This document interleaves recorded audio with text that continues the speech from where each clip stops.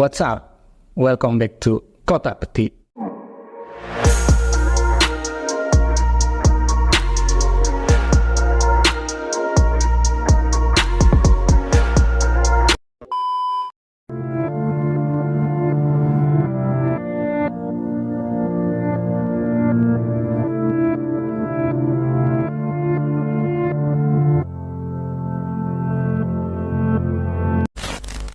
Perkembangan zaman di sekarang ini memang mempermudah para oknum penikmat pengenceritan.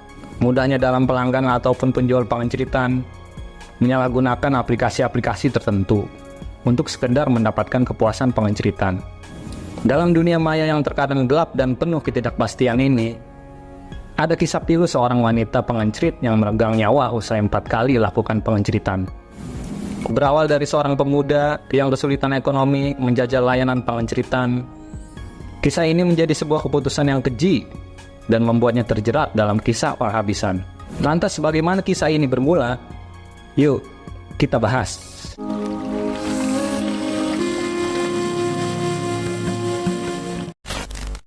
Aluna Sagita, seorang wanita muda berumur 26 tahun, tinggal di Batam, Kepulauan Riau.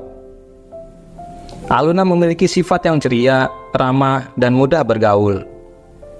Pada bulan Juni tahun 2022, Aluna pindah ke Bali dan menetap di kos bernama Gria Tambora di Jalan Tukat Batanghari 1, Denpasar, Bali. Kosannya dianggap sebagai tempat yang membuat tragedi ini bermula. Ketika Aluna datang dan menempati kamar nomor 9 lantai 1, dia sedang hamil tanpa diketahui siapa suaminya.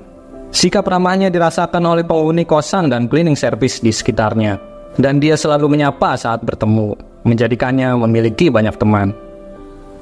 Beberapa bulan kemudian, pada bulan Oktober tahun 2022, Aluna melahirkan anaknya.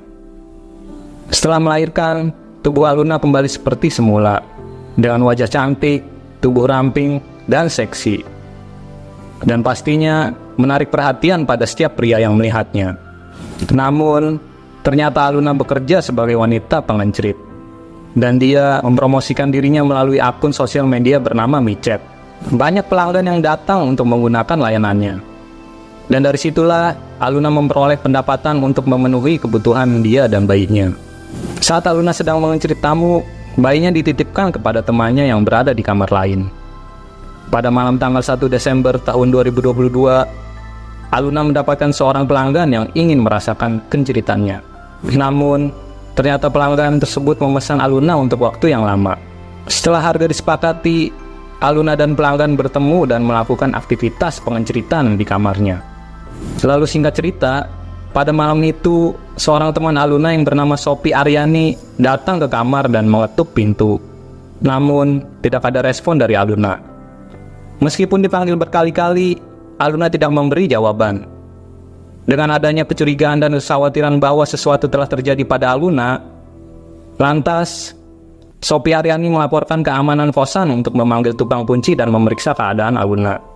Pintu akhirnya berhasil dibuka dan sesuai dugaan Sophie, maka terlihatlah tubuh tanpa busana Aluna ditemukan di samping kasur. Setelah penemuan tersebut, kejadian segera dilaporkan kepada pihak kepolisian. Saat polisi melakukan olah TKP, ditemukan 4 alat pengencerit yang sudah terpakai dan 1 yang belum terpakai. Selain itu, tas korban yang berisikan alat make up, jam tangan, dan cincin juga ditemukan. Namun, 3 ponsel milik korban hilang. Tubuh korban segera dievakuasi dan polisi melakukan penyelidikan. Dari keterangan beberapa saksi dan pemeriksaan rekaman CCTV di sekitar lokasi, dan dari hasil pemeriksaan forensik, diketahui bahwa korban yang memiliki nama asli Fitri ini memiliki luka lecet, patah tulang lidah akibat lilitan kabel pada leher, dan luka dari benda tumpul. Melalui penyelidikan dan pelacakan, akhirnya kepolisian berhasil mengidentifikasi 1 terduga pelaku, yang terakhir bertransaksi dengan korban. Polisi mendapatkan ciri-ciri pelaku dan melalui pengembangan informasi, akhirnya polisi dapat menemukan lokasi terduga pelaku di kosan di Jalan Serma Gede, Desa Dauh Putri, Denpasar, Bali. Pihak kepolisian bertindak cepat dan berhasil menangkap seorang pria bernama Raden Aryo Puspo Benowo, pria yang berusia 26 tahun asal Blitar, Jawa Timur. Ternyata pelaku ini berusaha kabur saat akan ditangkap. dan akhirnya polisi terpaksa memberikan kenangan seumur hidup pada kakinya. Pelaku sebelumnya pernah datang ke Bali pada tahun-tahun sebelumnya. Namun, pelaku kembali pulang ke Blitar pada tahun 2019. Setelah pandemi mereda pada 26 Desember 2021. Pada tahun 2022, pelaku kembali ke Bali untuk bekerja di sebuah restoran. Ketika tiba di Bali, pelaku mengakui bahwa pada awalnya dia tidak memiliki uang. Bahkan, untuk mencapai tempat kerjanya, pelaku harus berjalan kaki dari kosannya. Keterbatasan finansialnya membuat sampai tidak mampu makan dan hanya bisa minum air keran. Pelaku mengaku tidak punya uang sama sekali.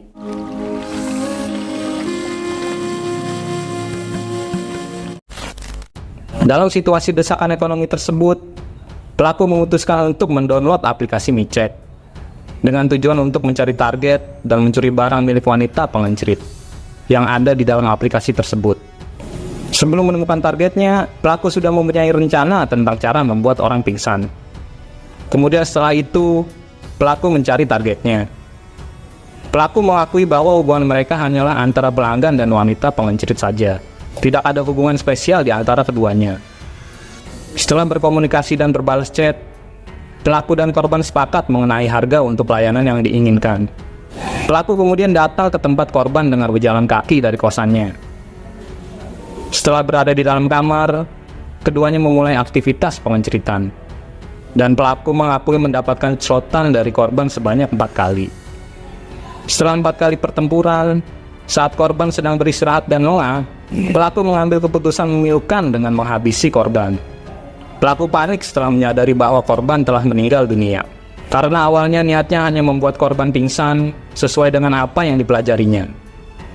Setelah peristiwa itu, pelaku mengambil 3 ponsel milik korban, mengunci kamar, dan meninggalkan korban tanpa busana. Kasus ini terungkap setelah korban ditemukan.